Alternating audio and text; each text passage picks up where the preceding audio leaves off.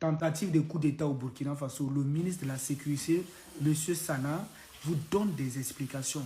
Des gens qui sont partis prendre de l'argent en Côte d'Ivoire pour venir faire le coup d'État. Écoutez cette vidéo et partagez ça massivement. Le 3 janvier 2026 à 23 h, il était prévu une action de déstabilisation du pays. Cela allait se faire par une série d'assassinats ciblés des autorités civiles et militaires, en commençant par la neutralisation du camarade capitaine Ibrahim Traoré, chef de l'État, président du Faso, soit à bout portant, soit par une action pour miner son domicile. Après cette action, devrait suivre une action de mise hors service de la base drone et une intervention militaire terrestre des forces extérieures. Les acteurs impliqués pour une question de confidentialité et aussi pour éviter de compromettre l'efficacité des enquêtes, nous allons citer seulement l'acteur principal. Il s'agit de l'ex-lieutenant-colonel Paul-Henri Sandaogo Damiba. Alors, il a eu pour mission clé de concevoir et de planifier les actions, de rechercher et de mobiliser les fonds, de recruter des populations civiles et des militaires. Les militaires avaient pour mission de coopter d'autres militaires, de mettre en place des groupes d'action avec des missions bien déterminées.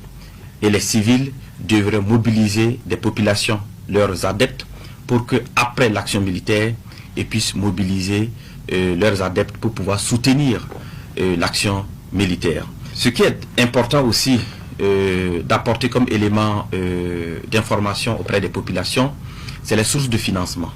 Il s'est de souligner qu'une bonne partie du financement provient de la Côte d'Ivoire, dont la dernière opération s'élève à 70 millions.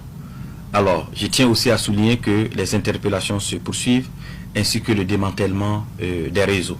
En tout état de cause, et pour prendre l'opinion nationale à témoin, nous mettrons à la disposition des médias des vidéos d'aveux issus des auditions de quelques acteurs clés. Alors, les enquêtes se poursuivent, les interpellations également se poursuivent. Alors, toutes les personnes impliquées dans cette affaire seront présentées devant le procureur du Faso et toute la rigueur de la loi s'appliquera à eux. À l'endroit des Burkinabés, je tiens à rassurer les populations que la situation est sous contrôle. Je les invite à rester sereines. Aussi, je tiens à saluer l'esprit d'abnégation, l'esprit de patriotisme des populations et particulièrement de la veille citoyenne. Cette énième mobilisation des populations pour protéger leur leader, le camarade capitaine Ibrahim Traoré, témoin de leur détermination à soutenir la marche irréversible de la libération du Burkina Faso des chaînes de l'impérialisme. Je lance aussi un message d'unité nationale, de cohésion sociale et d'appel à vigilance accrue aux populations pour renforcer la veille stratégique de lutte contre l'impérialisme.